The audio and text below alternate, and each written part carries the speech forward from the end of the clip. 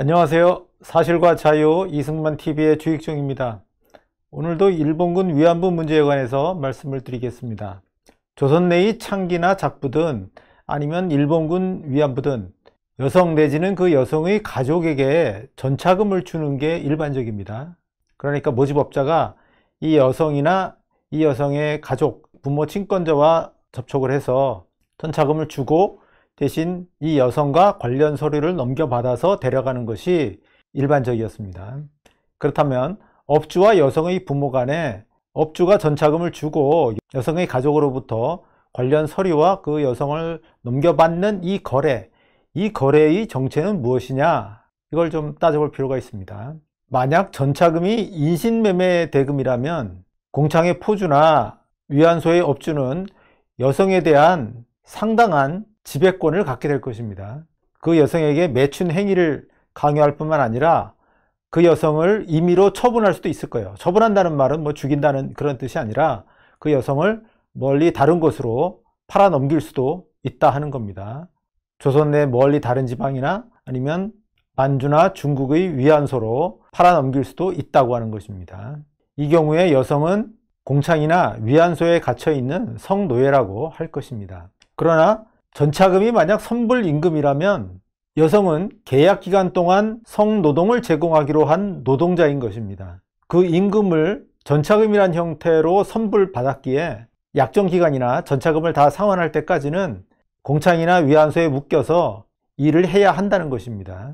업주는 전차금을 주고 여성의 부모는 전차금을 받는 이 거래가 인신매매냐 아니면 임금 선불 계약이냐 하는 것은 위안부의 실상에 입각해서 판단해야 할 것입니다. 즉 위안부의 모집이라든가 전차 금액, 위안부로서의 복무 기간, 또 위안부로서의 일과 보수, 그리고 귀환 가능성, 위안부의 실상에 입각해서 그 거래가 인신매매냐 아니면 임금 선불 계약이냐를 판단해야 할 것입니다. 위안부의 실상 중에서 세 가지 측면에 초점을 둬서 살펴보겠는데요. 우선 첫째로 위안부의 모집과 전차금입니다. 위안부 운동단체를 뒷받침하고 있는 성노예설의 주장자들은 위안부 징모 운운합니다. 모집이란 말 쓰지 않고 징모란 말을 써요. 징은 한자로서는 부른다 이런 뜻인데요.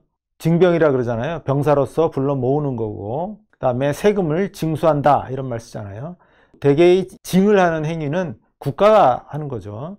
이렇게 성노예설의 주장자들은 위안부 징모 이런 말을 씁니다만은 개별 위안부의 모집에 관원이 관여하지는 않았습니다. 따라서 위안부의 징모라는 말 쓰는 것은 부적절하고요. 위안부의 모집이라고 해야 맞습니다.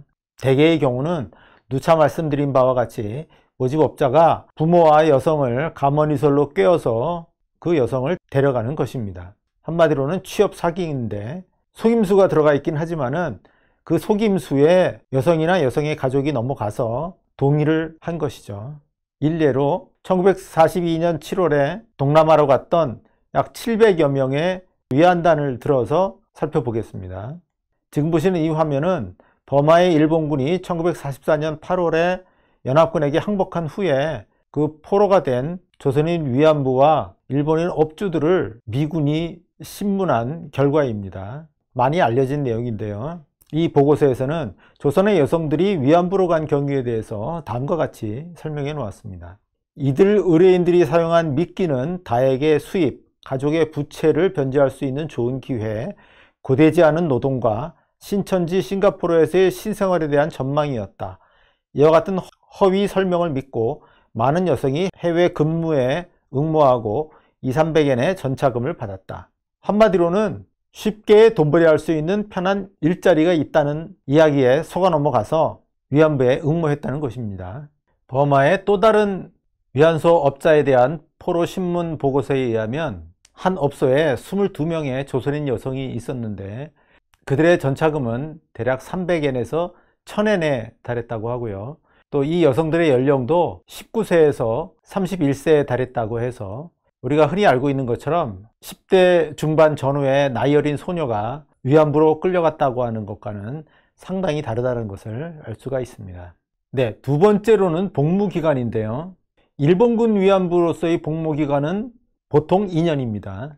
일본군 위안소가 본격적으로 건설되기 시작한 1937년 말 1938년 초 상해에서 일본으로 건너왔던 모집업자가 제시한 조건에 의하면 2년으로 되어 있었고요. 그리고 그 이후에 발견되는 여러 위안소 모집 문서의 경우에도 위안부로서의 복무 기간은 2년 정도로 나와 있습니다. 1942년 7월에 조선을 떠나 동남아로 갔던 위안부들 중에서 8월에 버마에 도착한 위안부들은 1년 후인 1943년 가을부터 채무가 완제가 되면 귀환할 수 있다고 하는 명령을 받았고요. 버마에서 위안소 관리인 생활을 하다가 싱가포르로 넘어가서 위안소 관리인을 한 사람의 일기에 의하면 그가 일했던 싱가포르의 위안소 기쿠스이 클럽이라고 하는 곳에서는 2년이 됐던 1944년에 위안부 20명 중에서 15명이 귀환을 합니다. 그러니까 일본군 위안부는 2년이 되면 대다수의 사람이 그곳을 떠날 수 있는 곳이었다는 것을 알 수가 있습니다. 다만 기간을 연장하거나 또는 다른 곳으로 옮겨서 전쟁이 끝날 때까지 있었다고 하면 일본군의 항복 직전에 치열한 전투 과정에서 목숨을 잃을 수도 있고 상당한 고생을 했습니다. 세 번째로는 위안부로서의 일과 보수입니다. 버마를 점령한 미군의 포로 신문 보고서에 의하면 일본군 사단 내의 여러 부대별로 위안소를 이용하는 요일이 지정되어 있었습니다. 월화수목금토일이라는 요일별로 그 위안소를 이용할 부대가 지정이 되어 있었고요. 따라서 위안부에게는 주 1회의 정기 휴일 이런 거는 없었습니다. 위안소가 특별한 경우에 휴무를 할 수도 있지만 정기적인 주간 휴일은 없었다고 하는 거고요. 또 하루 중에도 병사와 하사관, 장교라고 하는 그 계급별로 이용 시간이 지정되어 있었습니다. 낮에는 병사, 5시부터 9시까지는 하사관, 그리고 9시부터 10시까지는 장교, 이런 식으로 이용 시간이 지정되어 있었습니다. 이용 요금에도 차이가 있어서 병사는 아무래도 싸서 1.5엔이고 하사관은 2엔, 장교는 5엔이었어요. 그리고 밤을 보내는 경우에는 10엔 이런 식으로 요금이 차등화되어 있었습니다. 위안부에게는 고객을 거절할 수 있는 권리도 있었는데 군인 이용자가 만취 상태일 때는 그를 거절하기도 했다라고 합니다. 하루의 이용자 수는 하사관과 병사가 8, 90명 되고요. 장교가 10명에서 15명이었어요. 그러면 하루에 한 100명 정도가 되겠고요. 그 위안소의 위안부 수가 20명 정도였는데 1인당 1일 5명 내지 6명 정도를 상대해야 했다고 하는 것입니다. 위안부의 월 총수입은 300엔에서 1500엔에도 달했다고 하는데 그 중에 50%를 위안부가 받아서 전차금을 상환하고 남은 돈을 저축하고 송금하거나 아니면 소비를 했다라고 하는 것이고요. 그리고 식사는 업주가 제공을 하는 대신에 업주는 의복이라든가 기타 물품을 위안부에게 비싸게 팔아서 이익을 챙겼다라고도 쓰여 있습니다. 자, 그렇다면 위안부는 인신매매된 성노예인가? 위안부가 된 여성은 허위 과장 선전을 듣고 오긴 했지만 어쨌든 계약에 동의해서 온 것입니다. 다만 주말과 같은 주간 휴무일은 없이 하루에 5 내지 6인을 상대해야 하는 고강도 노동을 했고 따라서 그 위안소를 떠나기 전까지의 일정 기간 동안은 신체의 자유권을 부분적으로 상실했다라고 할 수 있습니다. 하지만 위안부는 총수입 중에서 절반을 자기 소득으로 받아서 전차금을 상환하고 나머지를 여러 용도로 사용을 할 수 있었고요. 그리고 채무 상환만 되면 1년 후부터 기환이 가능했고 버마의 경우에는 2년 후에 대부분 떠났습니다. 위안부로서의 매출, 그리고 위안부의 건강, 위안소의 도착과 출발, 이 모든 것을 군사령부가 관리를 했습니다. 이런 위안부의 특성을 볼 때 이 중에 뭘 갖고 인신매매며 성노예다라고 할 것이냐는 겁니다. 좀 전에 살펴본 위안부의 이런 특성들을 보면 위안부는 선불계약 노동자라고 해야 할 것입니다. 성노예라면 오히려 조선 내의 창기와 작부가 성노예였다라고 해야 할 것입니다. 지난 시간에 본 하윤명 사건 등의 경우에 조선 내 창기 작부 여성의 부모는 딸이 어디에서 무슨 일을 하는지를 모릅니다. 딸에 대한 친권을 사실상 상실했어요. 조선 내 창기 작부 여성 자신은 물론이고 그 부모도 못 본 돈을 이 창기 작부는 채무로 졌습니다. 그리고 이 창기 작부 여성의 처분권을 포주가 갖고 있어서 어디든 다시 팔려갈 수가 있었어요. 이것이야말로 신체 자유권의 완전한 상실이다 라고 하겠습니다.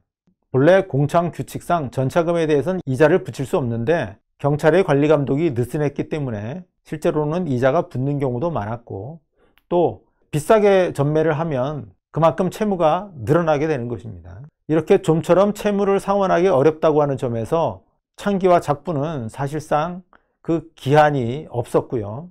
따라서 이런 창기나 작부야말로 인신매매된 성노예라고 해야 할 것입니다. 위안부 운동가들은 이 조선 내의 창기나 작부에 대해서는 전혀 관심이 없어요. 오직 일본군의 전쟁 범죄로서 위안부에게만 관심을 쏟습니다. 네, 결론입니다.